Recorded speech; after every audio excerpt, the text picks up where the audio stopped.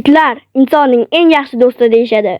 Ammo agar egasi jinoyatchi bo'lmasa va gap Argentina iti yoki Neapolin mastifi haqida ketmasa, albatta bu itlarning jahlini chiqarmaganingiz ma'qul. Bugun sizga nima uchun bunday ekanini aytib beramiz. Eng tajribali jinoyatchi ham qochib qutula olmaydi. Bu itning ajdodi qadimgi Rim gladiatori itlar haqida bo'lgan. Bunday maxluqlarning uy jonivori sifatida boqish uchun ularni juda to'g'ri tarbiyalash kerak. Agar to'g'ri o'rgatsangiz, ular hech qachon sababsiz sizga tashlanmaydi.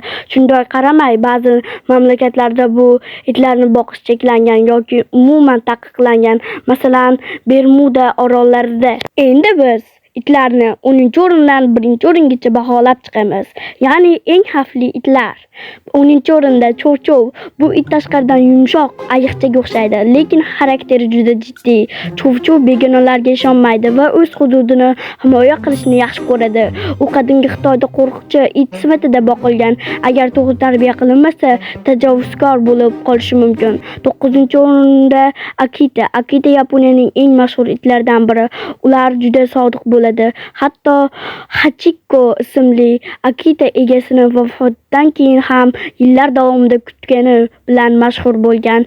Ammo Akita juda kuchli va o'jar bo'lgani uchun tajribasiz egalar uchun mos emas. 8-o'rinda nemis ovcharkasi. Bu it dunyodagi eng aqlli zotlardan biri. Politsiya, harbiylar va qutqaruvchilar aynan shu zotdan foydalanadi. Ularning tishlash kuchi juda yuqori va xavf tug'ilganda qo'rqmasdan hujum qiladi.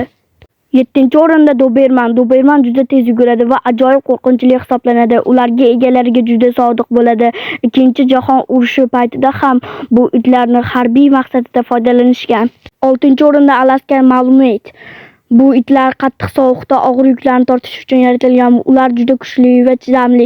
Ba'zi ma'lumotlarga ko'ra bo'ri kabi uvillashni yaxshi ko'radi. 5-o'rinda Wolfdog. Wolfdog bo'ri va itning aralashmasi. Ularning xatti-harakatlari oldidan aytish qiyin. Yovvoyi instinktlari kuchli bo'lgani uchun juda ko'plab davlatlarda ularni boqish cheklangan. 4-o'rinda Wolf Mastiff.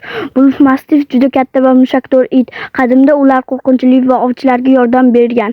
Bu itlar odamni yiqitishga qodir kuchga ega. 3-o'rinda Rottweiler. Rottweiler dunyodagi eng kuchli itlardan biri.